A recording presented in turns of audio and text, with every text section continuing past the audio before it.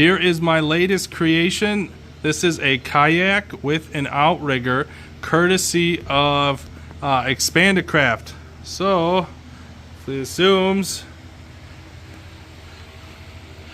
So basically, 1.5 inch aluminum tubing, square tubing, is screwed onto the outrigger. We got wing nuts to hold here. Then you see at all the bracket points of connections, I have trailer hitch pins like these here. So easy on and off.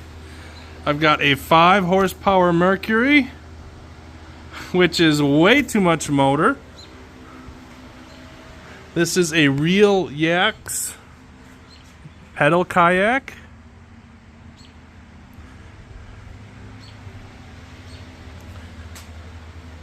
The rudder control, and I still have room. This is my little box I'm going to bring with fire extinguisher. Still have room to do